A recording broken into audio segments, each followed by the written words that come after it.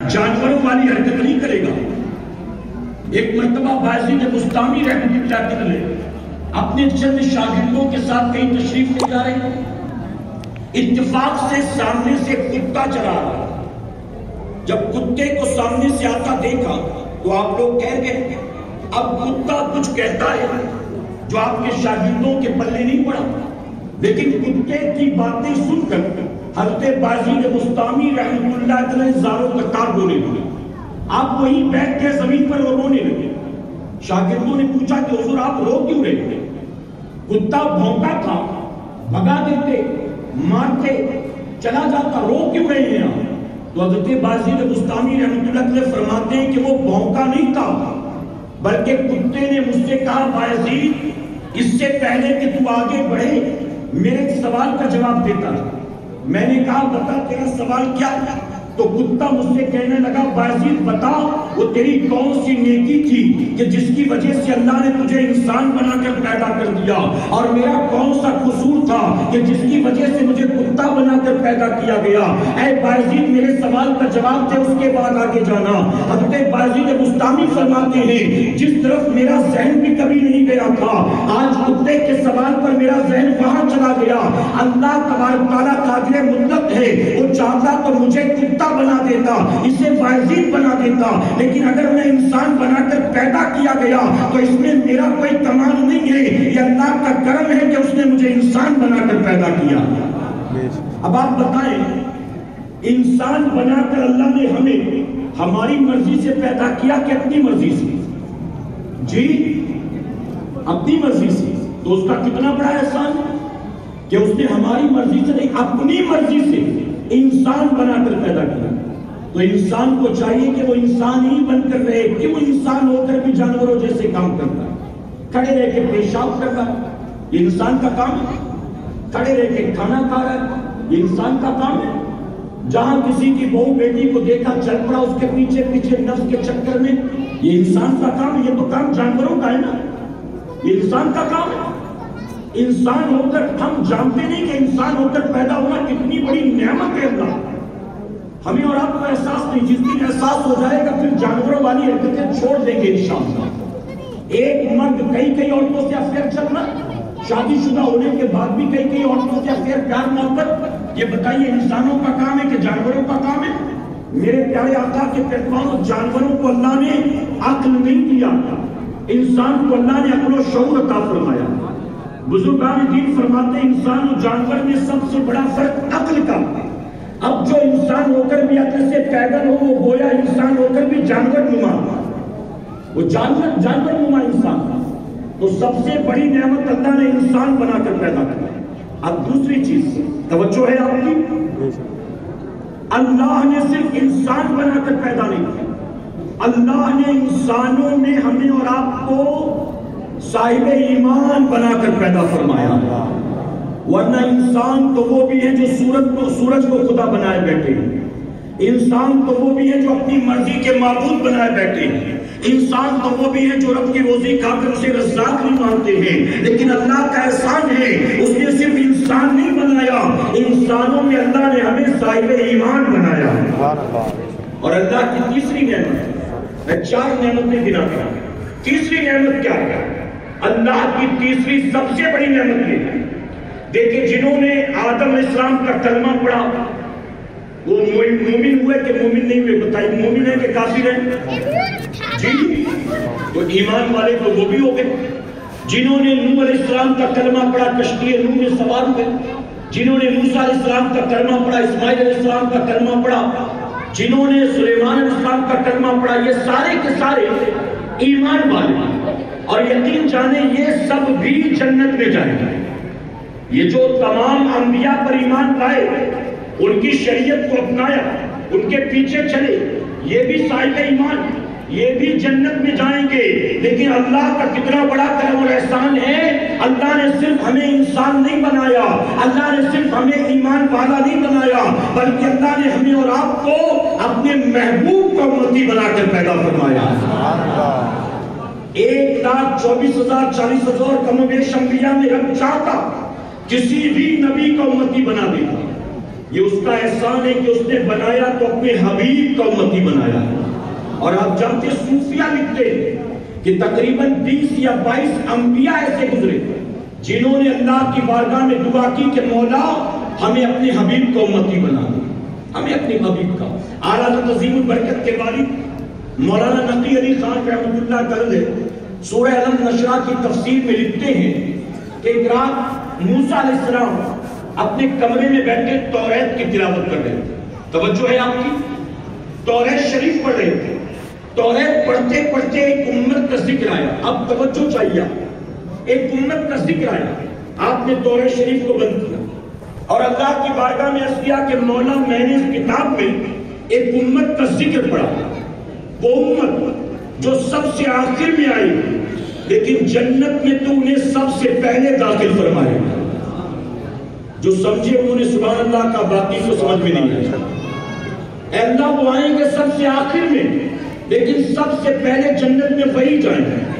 اے اللہ اس امت پر پچھلی ساری امتوں کے عیب کو ظاہر کر دے گا لیکن اس امت کے عیبوں پر تو پردہ ڈالے گا. نوح علیہ السلام کی امت کا انجام کیا ہوا؟ لوط علیہ السلام کی امت کا انجام کیا ہوا؟ شعیب علیہ السلام کی امت کا انجام کیا ہوا؟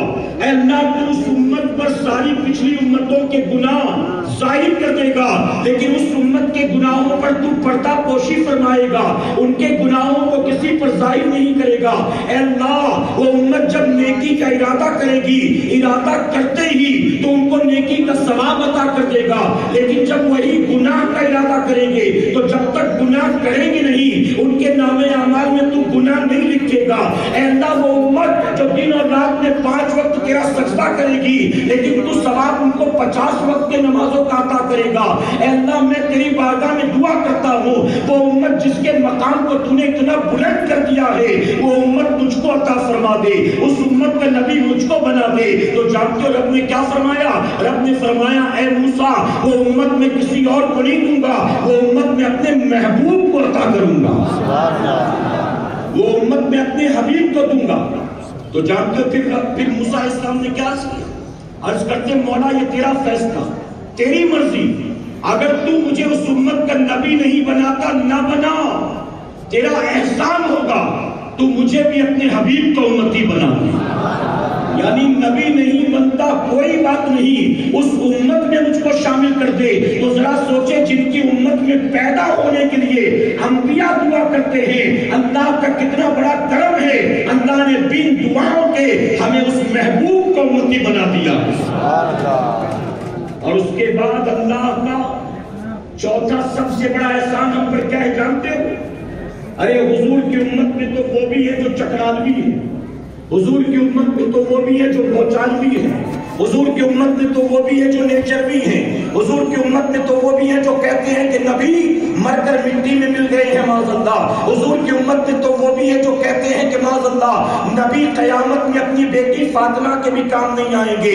حضور کی امت میں تو وہ بھی ہیں جو کہتے ہیں کہ ان کو یا کہہ کے بلاؤ گے اسلام سے خارج ہو جاؤ گے، جو کہتے ہیں کہ نبی محتاج ہوتا ہے، نبی مجبور ہوتا ہے، نماز میں گدھے بیل کا خیال آئے تو چلے گا، نبی کا خیال نہیں آنا چاہیے. حضور کی امت میں یقیناً وہ بھی ہے. اللہ کا سب سے بڑا کرم اور احسان یہ ہے اللہ نے ہمیں صرف حبیب کی امت میں پیدا نہیں کیا، اللہ نے ہمیں اور آپ کو اہل سنت میں پیدا فرمایا. اور یہ جماعت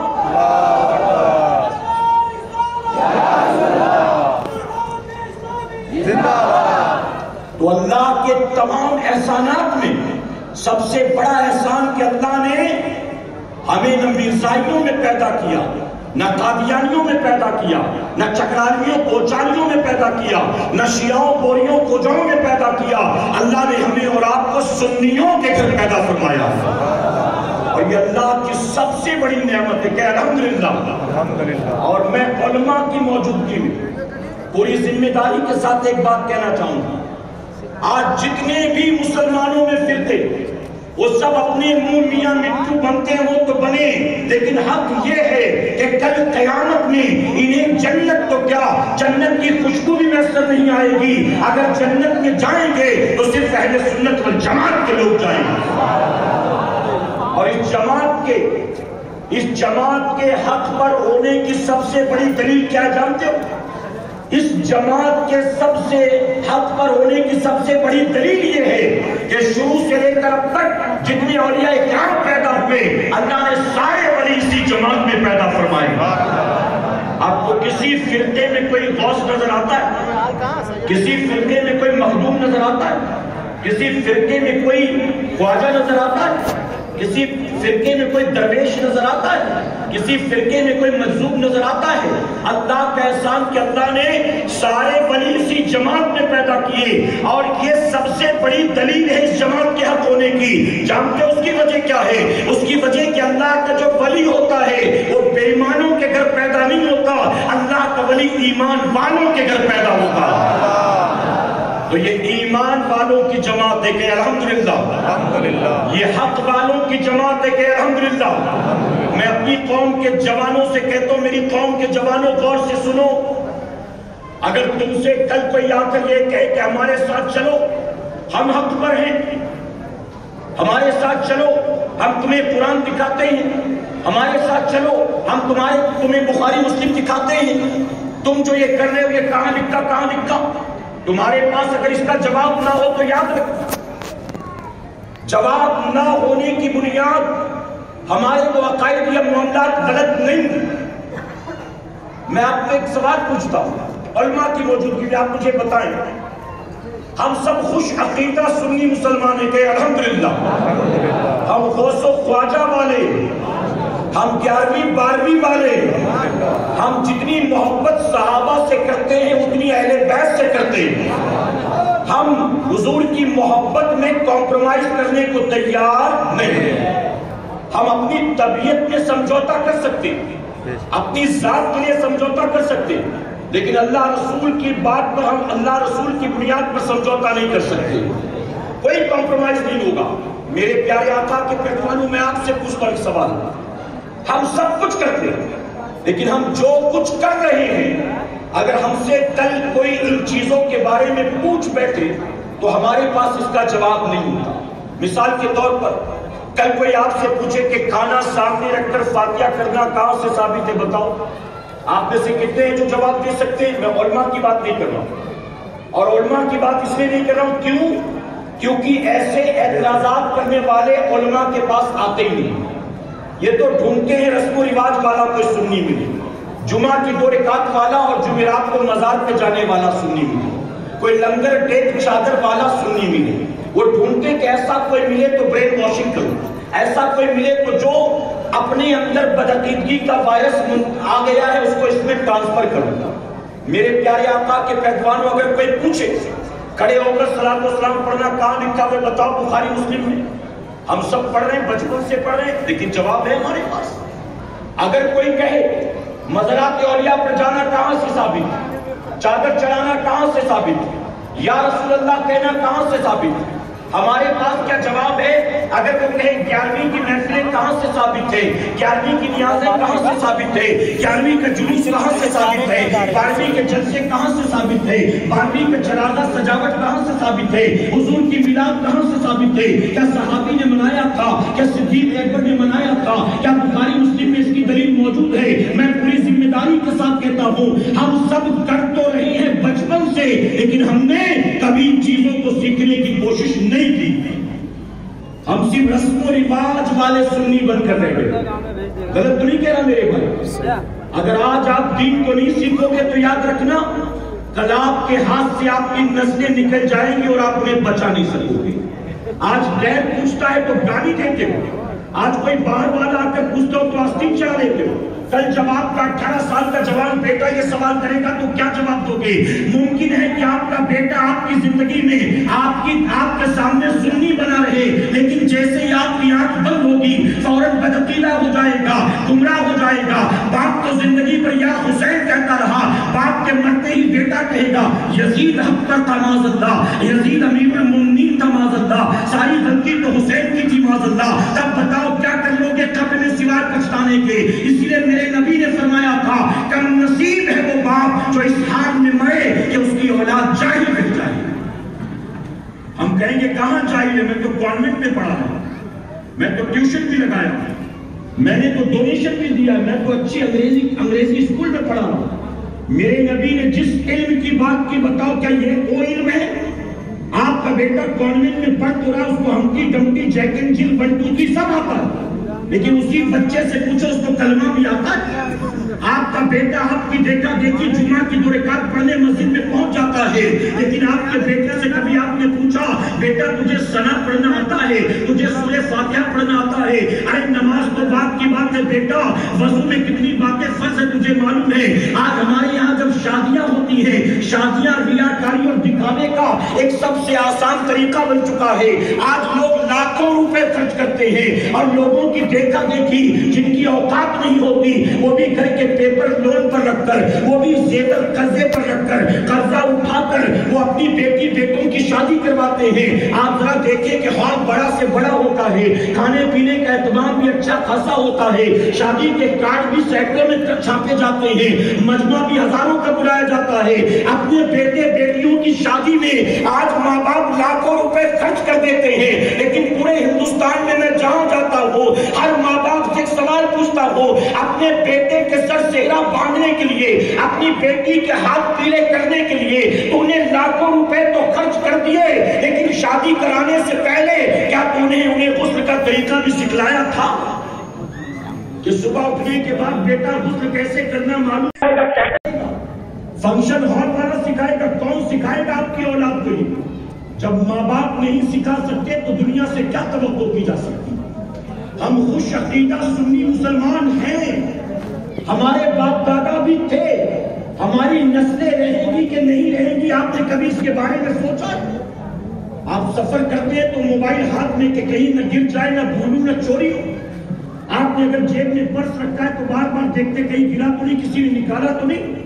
آپ کے پاس اگر تھوڑا سا بہت مال ہو، جیب میں چند پیسے ہوں، اپنے پیسوں کی کتنی حفاظت کرتے ہو، اپنے موبائل کی حفاظت کرتے ہو، اپنے مال و دولت کی حفاظت کرتے ہو، اپنے گھر بار کی حفاظت کرتے ہو، اپنی جمع پونجی کی حفاظت کرتے ہو. ارے دنیا میں آپ کچھ لے کر نہیں آئے تھے، آنے کے بعد یہاں جو کچھ کمایا جمع کیا اس کی تو بڑی حفاظت کرتے ہو، اور اللہ نے پھر مانگے جو ایمان کی دولت عطا کر دی ہے، اس ایمان جیسی عظیم دولت کی حفاظت کی کیا کبھی فکر کرتے ہو؟ میرے پیارے آقا علیہ الصلوۃ والتسلیم کے پہلوانوں، جب 10th کا ایگزام ہو رہا تھا، 12th کا ایگزام ہو رہا تھا، ہمارے پاس ماں باپ آتے کہتے ہیں حضرت دعا کرنا بیٹی کا 10th کا ایگزام ہے. کوئی کہتا حضرت دعا کرنا میرا بیٹا نیٹ کی تیاری کر رہا ہے. کوئی کہتا ہے حضرت دعا کرنا میری بیٹی فلاں ڈپلومہ کر رہی ہے. حضرت دعا کرنا اس بار میرا بیٹا 12th سائنس کا ایگزام دے رہا ہے، اچھے پرسنٹیج آئے تو میں اس کو MBA 20 کرانے کا ارادہ رکھتا ہوں. ہم نے دیکھا کہ دنیا کے ماں باپ ہمارے پاس آ کر یہ دعائیں کراتے ہیں، آپ دعا کریں کہ انجینئرنگ کا امتحان پاس ہو جائے، ڈاکٹری کا امتحان پاس ہو جائے، کالج کا امتحان پاس ہو جائے، لیکن آج تک کوئی ایسا نہیں آیا جس نے یہ کہا ہو کہ دعا کریں میرا بیٹا آخرت کا امتحان پاس ہو جائے، قبر کا امتحان پاس ہو جائے. کیا کوئی ایسا آیا؟ آپ جانتے ایک بزرگ، گوشہ نشین بزرگ، دنیا کو ٹھوکر مار کر ایک پہاڑی پر جا کر بیٹھے، پہاڑی پر بیٹھے اللہ اللہ کر رہے ہیں دنیا سے کٹ کٹا کر.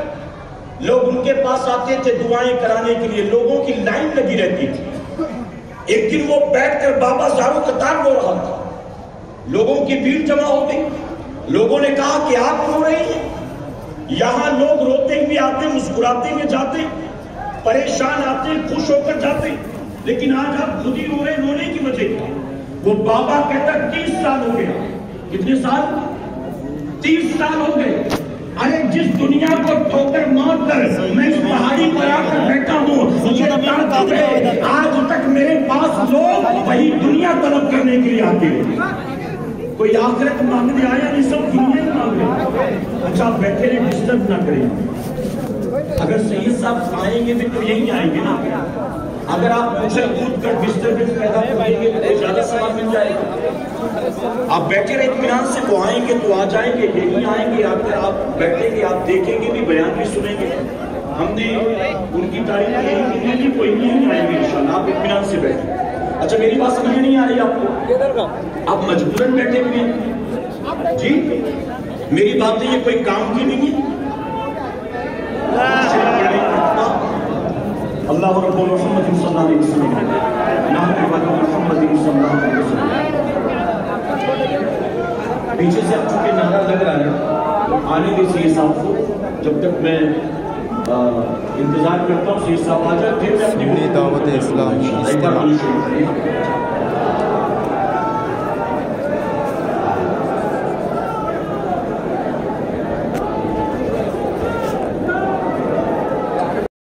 نہیں, میں عقائد اہل سنت کی بات نہیں کر رہا ہوں. ارے کھانا سامنے رکھ کر فاتحہ کرنا کہاں سے ثابت؟ جس کو اس کا جواب نہ معلوم ہو, اگر کل کوئی پوچھ بیٹھے کہ نبی زندہ ہیں یہ ثابت کر کے بتلاؤ, نبی حاضر ناظر ہیں ثابت کر کے بتلاؤ, نبی قیامت میں شفاعت کریں گے ثابت کر کے بتلاؤ, تو بتاؤ ہمارے پاس کیا اس کا جواب ہوگا جو آپ روزمرہ کے معاملات کا جواب آپ کے پاس نہیں ہے؟ عقائد پر کوئی سوال پوچھ بیٹھے تو جواب کہاں سے دیں گے آپ؟ تو بزرگ فرماتے ہیں جس دنیا کو ٹھوکر مار کر میں اس پہاڑی پر آ کر بیٹھا ہوں, 30 سال ہو گئے, لوگ میرے پاس وہی دنیا طلب کرنے کے لیے آتے ہیں. آج میں اس لیے رو رہا ہوں کہ کوئی ایک بھی ایسا نہیں آیا جس نے مجھ سے آخرت کا سوال کیا, جس نے مجھ سے یہ کہا کہ دعا کریں میں قبر میں کامیاب ہو جاؤں, دعا کریں میں محشر کی رسوائی سے بچ جاؤں, دعا کریں میں جہنم کی آگ سے بچ جاؤں. میرے پیارے آقا کے پیروانوں, تو ہمیں محض رسم و رواج والا سنی نہیں بننا, ہمیں عمل والا سنی بننا ہے کہ انشاءاللہ. اب آخری بات عرض کرتا ہوں, آپ کی مسجد میں 5 وقت نماز امام صاحب پڑھاتے ہیں. کون پڑھاتا ہے؟ امام صاحب. جمعہ کی نماز کون پڑھاتا ہے؟ عید بقرعید کی نماز کون پڑھاتا ہے؟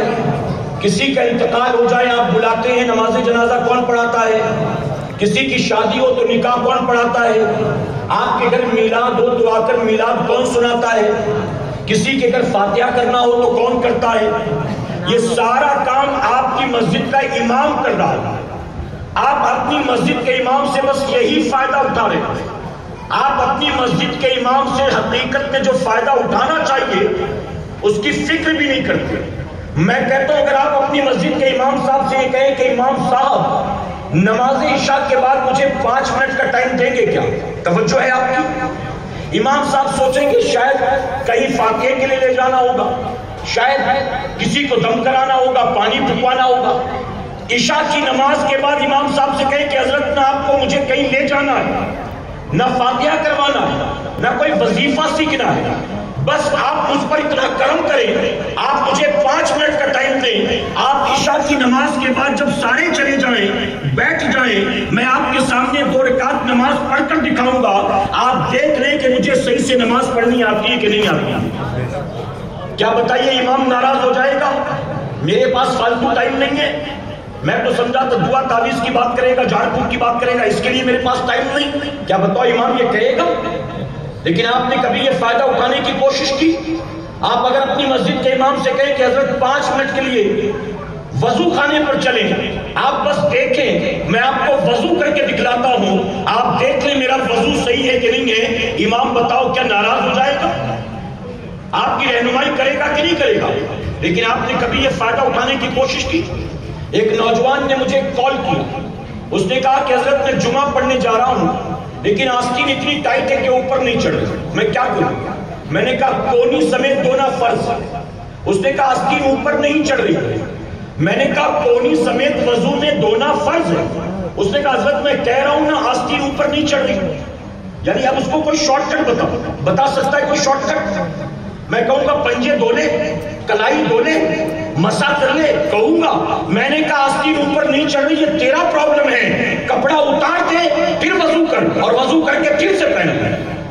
تو ہماری قوم شارٹ کٹ ڈھونڈ رہی ہے, شارٹ کٹ. اور معذرت کے ساتھ کہوں گا آپ کی مسجد میں کوئی امام 10 سال سے نماز پڑھا رہا ہے, تقریر کر رہا ہے, امامت کر رہا ہے, ارے اپنے بیوی بچوں کو گاؤں دیہات میں چھوڑ کر آپ کے گاؤں میں دین کی خدمت کر رہا ہے, لیکن ہمارا اور آپ کا حال یہ ہے امام کی قدر کرنا, عزت کرنا, اس کے پیچھے اس کا حق ادا کرنا یہ تو دور کی بات ہے. آج ہماری قوم کا حال یہ ہے ارے جمعہ کی 2 رکعت جس امام کے پیچھے پڑھتے ہیں پورے ہفتے اس امام کی غیبت و چغلی بھی کرتے رہتے ہیں. کبھی کبھی میں کہتا ہوں یہ جو لوگ کہتے ہیں نا نماز میں پیچھے اس امام کے, تو جو نماز پڑھتے ہیں وہ کہتے ہیں پیچھے اس امام کے مراد اس کے پیچھے نماز پڑھو. اور جو نماز نہیں پڑھتے ان کی نیت یہ ہوتی ہے پیچھے اس امام کے مطلب اس کے پیچھے پڑے ہوئے. یہ کھاتا کیا ہے, اس کے یہاں کون آتا جاتا ہے, کپڑے کہاں سلواتا ہے, یہ فلاں کے ساتھ بہت اٹھنے بیٹھنے لگا. وہ سمجھتے پیچھے اس امام کے مطلب اس کے پیچھے پڑے رہنا ہے, اس کے اوپر نظر رکھنا ہے ہر چیز. بتائیے کہہ رہا ہوں غلط تو نہیں ہے. میرے پیارے آقا کے پیروانوں, اب آخری بات درج کروں گا معذرت کے ساتھ. آج پوری دنیا میں امت مسلمہ کی ذلت اور رسوائی کا ایک ریزن یہ بھی ہے, ایک وجہ یہ بھی ہے, ہم نے اور آپ نے دل میں جو دین کی محبت ہونی چاہیے, دل میں جو علماء کی محبت ہونی چاہیے, دل میں جو اپنی مسجد کے امام کی محبت ہونی چاہیے, ہمارے دلوں سے وہ محبت نکل گئی. اور میرے آقا نے اپنے صحابہ سے مخاطب ہو کر فرمایا تھا, اے میرے صحابیوں, عالم بنو یا طالب علم بنو یا علماء کی محفل میں بیٹھنے والے بنو یا علماء سے محبت کرنے والے بنو, ان چار میں سے ایک بننا. پھر آقا نے وارننگ دی, پانچواں مت بننا ورنہ ہلاک ہو جاؤ گے. اور ہلاکت کی سب سے بڑی وجہ یہی ہے, آج ہماری اکثریت پانچویں کیٹیگری کی بن گئی, نہ عالم نہ طالب علم نہ علماء کی محفل, ان کے درس, ان کی تفسیر, ان کی تقریر میں بیٹھنے کا شوق, نہ علماء سے محبت. ہم علم عالم سے نہیں گوگل سے سیکھ رہے ہیں, ہم علم عالم سے نہیں فیس بک سے سیکھ رہے ہیں, ہم علم عالم سے نہیں واٹس ایپ سے سیکھ رہے ہیں. اور یہ سوشل میڈیا پر جو کچھ دیکھ لیتے ہیں نا, یہ دیکھنے کے بعد ہم سمجھتے ہیں امام صاحب کو تو یہ سب معلوم نہیں ہوگا, ان کو اتنا بھی علم نہیں ہے جتنا میں نے علم حاصل کر لیا. ایک جگہ میں بیان کر رہا تھا, بیان کے بعد ایک لڑکا آیا, اس نے کہا حضرت ایک سوال پوچھو اجازت دو. تو میں نے کہا بتاؤ. اس نے کہا حضرت آدم علیہ السلام کی قبر کہاں پر ہے؟ تو میں نے کہا کہ میں تم کو بتا دوں گا, لیکن شرط یہ ہے کہ وہاں جا کر چادر چڑھانا, میرا بھی سلام پیش کر دوں گا. وہ کہتا حضرت کہاں جا سکوں گا میں نے کہا جس راستے جانا نہیں وہاں کا پتہ کیوں پوچھتا ہے. میں نے کہا وضو کے بارے میں پوچھ لے, غسل کے بارے میں پوچھ لے, نماز کے بارے میں پوچھ لے, ارے روزمرہ کی زندگی میں کام آنے والی چیزیں پوچھ لے. اگر مجھ سے پوچھے گا آدم علیہ السلام کی قبر کہاں ہے, میں بتا دوں گا. پھر کہے گا شیش علیہ السلام کی کہاں ہے, وہ بھی بتا دوں گا. پھر کہے گا نوح علیہ السلام کی کہاں ہے. اب 1,24,000 40,000 کم و بیش انبیاء کی قبروں کا ذکر قرآن میں بھی نہیں ہے, حدیث میں بھی نہیں ہے. اب کوئی عالم سے آپ پوچھ بیٹھو اور وہ نہ بتا سکے, آپ واٹس ایپ پہ پڑھ کے آئے ہو اور امام صاحب نہیں بتا سکے, آپ کو لگے گا امام صاحب سے زیادہ تو علم میں رکھتا ہوں. امام صاحب کو تو یہی نہیں پتا کہ نوح علیہ السلام کی قبر کہاں پہ, میں تو واٹس ایپ پہ دیکھ کے آیا کہاں پر ہے. آج ہم نے یہاں سے علم حاصل کرنا شروع کر دیا, اور آپ دیکھ رہے ہیں کہ واٹس ایپ یونیورسٹی کے فارغین ہی تو ہیں جنہوں نے پورے ملک میں آتنک بچا رکھا ہے. دیکھ رہے نا, تو ہمیں اس کیٹیگری کا نہیں بننا ہے, ہمیں دین سے محبت کرنا ہے, دینداروں سے محبت کرنا ہے. علماء کے آگے فلان کر نہیں جانا, علماء کے پیچھے پیچھے چلنا ہے. کہ انشاءاللہ اللہ ہمیں آپ کو سب کو کہنے سننے سے زیادہ عمل کی توفیق عطا فرمائے. درمیان گفتگو مجھ سے جانے انجانے میں کوئی غلطی خامی رہ گئی, آپ سب کو اور تمام علماء کو گواہ بنا کر سچے دل سے توبہ کرتا ہوں. رب میری توبہ قبول فرمائے, اور ہماری آج کی اس محفل پاک کو میرا کریم قیامت میں ہمارے لیے, ہمارے والدین کے لیے بخشش اور نجات کا ذریعہ بنائے. وما علینا الا البلاغ. 2-3 اعلان اگر آپ کی اجازت ہو, اجازت دے میرے پیارے.